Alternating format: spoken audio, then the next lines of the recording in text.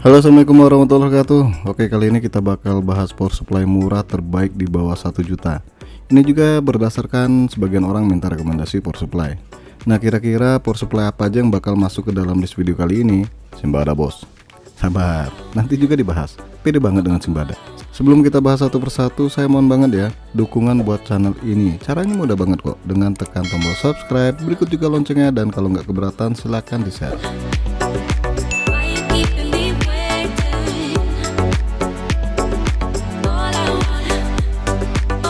PSU atau Power Supply Unit, salah satu perangkat yang wajib ada di dalam komputer, dan perangkat inilah yang memberikan kehidupan di dalam komputer. Dan juga perangkat ini bisa membunuh perlahan atau langsung perangkat komputer lainnya. Kok bisa bos? Logika sederhana gini ya, Power Supply memberikan makanan atau daya kepada perangkat untuk melakukan tugasnya baik berat maupun ringan. Nah, kalau makanannya sedikit mengandung racun, nggak bakal langsung mampus perangkat lainnya. Tapi kalau racunnya kenceng, ya nggak pakai lama, bisa-bisa langsung jebol perangkat yang nggak kuat nahan racun ini. Makanya daripada itu, jangan pelit-pelit sama yang namanya power supply. Usahakan beli PSU yang rada bagusan ya, mau bagus banget ya monggo. Jangan malah maksa beli power supply murah, tapi perangkat lainnya dewa. Harusnya berimbang biar nggak kalah salah satunya. Penasaran apa aja power supply yang bakal kita bahas? Lanjut tonton sampai kelar.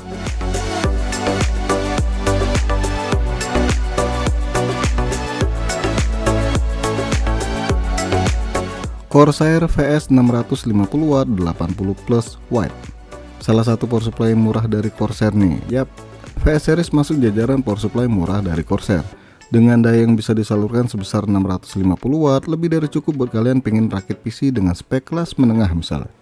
Harga baru power supply ini di bawah 1 juta ya. Ya mepet-mepet dikit sih udah kena 1 juta. Tapi tetap masuk power supply murah yang layak beli.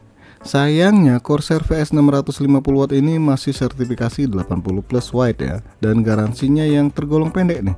Kalau nggak salah VS series cuma kasih garansi hanya 3 tahun ya. Kan lama bos, 3 tahun. Iya sih lama, apalagi masih 3 tahun cicilannya. Maaf kok malah curhat. Dimensi power supply ini tergolong kecil ya, biarpun sudah 650 watt, dan memang terlihat biasa-biasa aja nih bentuk power supply-nya. Nggak ada kesan mahal atau bahkan nggak keren sama sekali. Dan power supply ini dapat predikat power supply terbaik untuk harga terjangkau dari Tex Power Up.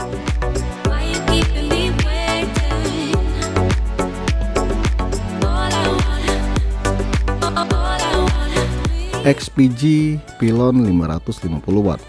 XPG kalau nggak salah besutan Adata ya. Itu kalau nggak salah. Kalau salah, Cemeu. Dikoreksi. Cemeu itu correct me if I'm wrong. Bener nggak sih? Harga jual power supply ini tergolong murah loh, di kisaran Rp800.000. Sertifikasi dari power supply ini adalah 80 plus bronze. Jelas lebih baik nih dibandingkan 80 plus white soal efisiensi. Bentuk PSU-nya ya biasa-biasa aja ya, dan juga belum modular, seperti halnya Corsair VS 650 watt. Berdasarkan review dari Tom Hardware, power supply ini memiliki kinerja keseluruhan yang sangat baik dan menggunakan kipas yang berkualitas baik untuk rank harga yang diberikan. Terus beberapa kelebihan dari power supply ini adalah kinerja keseluruhan tinggi, build quality yang cukup baik, kabel panjang, dan 2 konektor PCI Express, dimensi kompak, dan emisi EMI yang cukup rendah. Kekurangannya sih belum modular ya.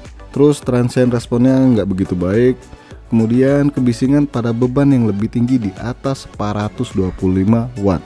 Dan sayangnya power supply ini juga memiliki garansi yang cukup pendek, hanya 3 tahun.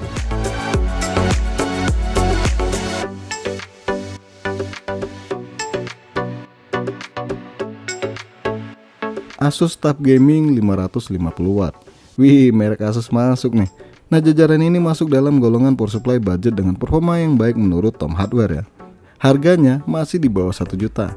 Tepatnya sih Rp990.000. Ya, meleset dikit jadi 1 juta ya. Sertifikasi power supply ini sama seperti XPG Pylon 550 watt ya. Itu udah 80 plus bronze dan sama-sama belum modular. Secara tampilan power supply ini punya bentuk yang cukup menarik ya, biar kata di bawah 1 juta. Kalau lihat bentuknya berasa power supply mahal ya. Beberapa kelebihan dari power supply ini adalah memiliki performa keseluruhan cukup baik, efisien, ripple rendah, cukup silent saat beroperasi, kualitas solder yang cukup baik, kabel EPS yang panjang, jarak yang memadai antara konektor moleng 4 pin, dan garansi yang sangat panjang, yaitu 6 tahun. Widih, 2 kali lipat dibanding 2 power supply sebelumnya. Kekurangannya, respon transient yang biasa-biasa aja, arus lonjakan tinggi, kapasitor lelon di mana-mana. Kemudian penurunan tegangan 12 volt selama pengujian di Tom Hardware.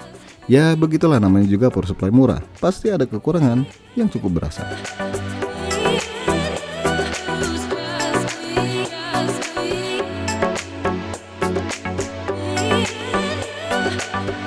Corsair CX450M 80 Plus bronze.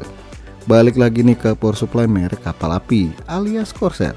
Nah, power supply ini masuk ke dalam power supply dengan harga terjangkau dan sangat direkomendasikan berdasarkan Text Power Up. Sudah 80 plus bronze dan semi modular. Semi modular berarti sebagian kabel power supply bisa dilepas atau dipasang.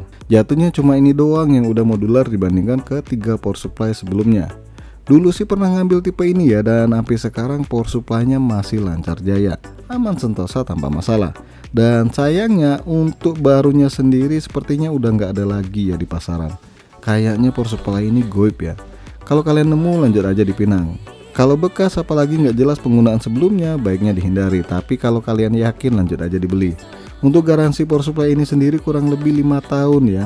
Nah, alternatifnya kalian bisa ambil Corsair CX550M yang harga barunya itu masih ada ya di kisaran 900 ribuan.